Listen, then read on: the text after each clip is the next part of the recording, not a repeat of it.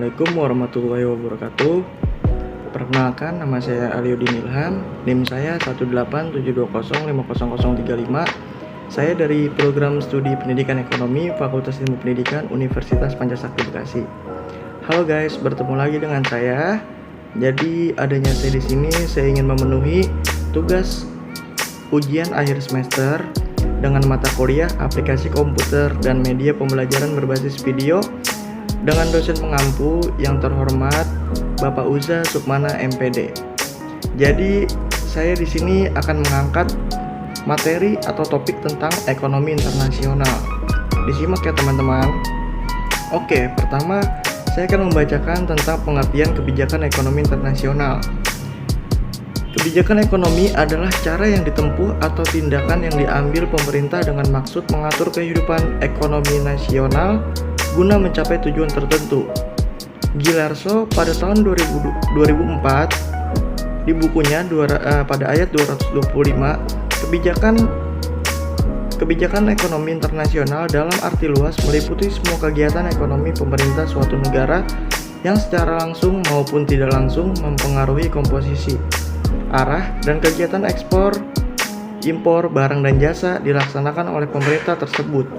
Karena itu, sekalipun suatu kebijakan ditujukan untuk mengatasi permasalahan dalam negeri, tapi bila secara langsung atau tidak langsung berpengaruh terhadap ekspor dan impor, maka dapat dimasukkan dalam kebijakan ekonomi internasional. Kebijakan ekonomi internasional dalam arti sempit yaitu hanya meliputi kebijakan yang langsung mempengaruhi ekspor dan impor. Kebijakan internasional dalam arti sempit ini berkaitan dengan ekspor barang dan jasa. Oleh karena itu, cakupannya sangat luas, mengingat banyaknya barang atau jasa yang diekspor maupun diimpor, mulai dari barang konsumsi, produksi, sampai pada tenaga kerja. Jadi, kebijakan ekonomi internasional adalah keseluruhan tindakan pemerintah suatu negara yang bertujuan untuk meningkatkan laju pertumbuhan ekonomi, meningkatkan pendapatan negaranya dengan melalui kegiatan yang mendorong ekspor dan mengatur atau mengendalikan impor. Keseluruhan tindakan tersebut, baik secara langsung maupun tidak langsung, akan memperoleh komposisi, arah, serta bentuk dari perdagangan dan pembayaran internasional. Oke, lanjut teman-teman. Oke, yang selanjutnya yaitu instrumen kebijakan ekonomi internasional itu meliputi yang pertama, kebijakan perdagangan internasional mencakup tindakan atau kebijakan pemerintah terhadap perdagangan luar negerinya, khususnya mengenai ekspor dan impor barang dan jasa.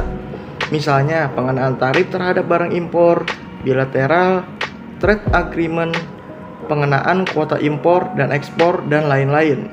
Yang kedua, kebijakan pembayaran internasional adalah mencakup tindakan pemerintah terhadap pembayaran internasional, misalnya pengawasan terhadap lalu lintas devisa atau pengaturan lalu lintas modal jangka panjang. Dan yang ketiga, kebijakan bantuan luar negeri adalah tindakan pemerintah yang berhubungan dengan bantuan atau grants, pinjaman atau hutang atau loans, bantuan untuk rehabilitasi, serta pembangunan dan lain-lain. Oke, yang C, ini ada poin tujuan kebijakan ekonomi internasional. Itu ada berbagai berikut, teman-teman. Oke, yang pertama itu ada autarki, atau tujuan ini sebenarnya bertentangan dengan prinsip perdagangan internasional. Tujuan autarki bermaksud untuk menghindarkan dari pengaruh-pengaruh negara lain, baik pengaruh ekonomi, politik, atau militer. Dan yang kedua, kesejahteraan atau welfare. Tujuan ini bertentangan dengan autarki di atas. Dengan mengadakan perdagangan internasional, suatu negara akan memperoleh keuntungan dari adanya spesialisasi dan kesejahteraan meningkat. Maka untuk mendorong perdagangan internasional, hambatan atau restriksi dalam perdagangan internasional seperti tarif, kuota, dan sebagainya akan dihilangkan atau paling tidak dikurangi. Hal ini berarti mengarah ke perdagangan bebas. Yang ketiga, yaitu ada proteksi. Tujuannya untuk melindungi industri dalam negeri dari persaingan barang impor. Kebijakan dapat berupa tarif atau kuota impor. Seperti itu teman-teman. Yang keempat, keseimbangan neraca pembayaran. Terutama bagi negara yang mengalami defisit dalam neraca pembayarannya, posisi cadangan valuta asingnya lemah maka diperlukan kebijakannya ekonomi internasional guna menyeimbangkan neraca pembayaran internasionalnya. Kebijakan ini umumnya berbentuk pengawasan devisa atau yang biasa disebut exchange control. Pengawasan devisa tidak hanya mengatur atau mengawasi lalu lintas tapi juga modal. Dan yang terakhir, itu ada pembangunan ekonomi.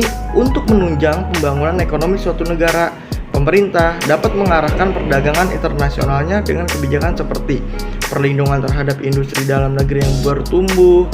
Yang kedua, mengurangi impor barang yang non-esensial dan mendorong impor barang-barang yang lebih esensial. Yang ketiga, ada mendorong ekspor. Nah, di sini ada poin yang dimana poin ini adalah kebijakan ekspor dan impor. A. Kebijakan ekspor dalam perdagangan internasional diantaranya kita bisa dilihat sebagai berikut. Yang pertama, ada diskriminasi harga. Adalah suatu tindakan dalam penetapan harga barang yang berbeda untuk suatu negara dengan negara lainnya. Untuk barang yang sama, harga untuk negara yang satu lebih mahal atau lebih murah daripada negara lainnya. Hal ini dilakukan atas dasar perjanjian atau dalam rangka perang aktif. Yang kedua, pemberian premi atau subsidi. Kebijakan pemerintah untuk memajukan ekspor adalah dengan memberi premi kepada badan usaha yang melakukan ekspor. Pemberian premi atau subsidi itu antara lain berupa bantuan biaya, produksi serta pembebasan pajak dan fasilitas lain dengan tujuan agar barang ekspor memiliki daya saing di luar negeri. Yang ketiga yaitu ada dumping. Dumping adalah kebijakan yang diambil oleh pemerintah dengan menetapkan barang ekspor atau harga barang di luar negeri lebih murah daripada harga di dalam negeri. Cara ini hanya dapat dilakukan bila pasar dalam negeri dikendalikan atau dikontrol oleh pemerintah. Yang keempat, politik dagang bebas merupakan suatu kebijakan di mana masing-masing pemerintah memberi kebebasan dalam ekspor dan impor.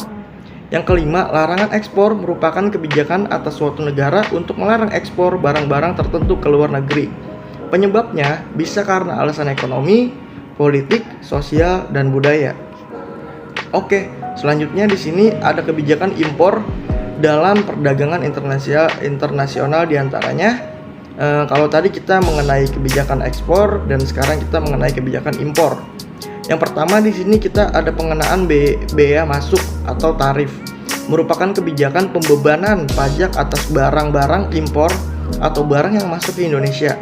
Kebijakan ini ditetapkan untuk meningkatkan sumber penerimaan negara dalam bentuk devisa.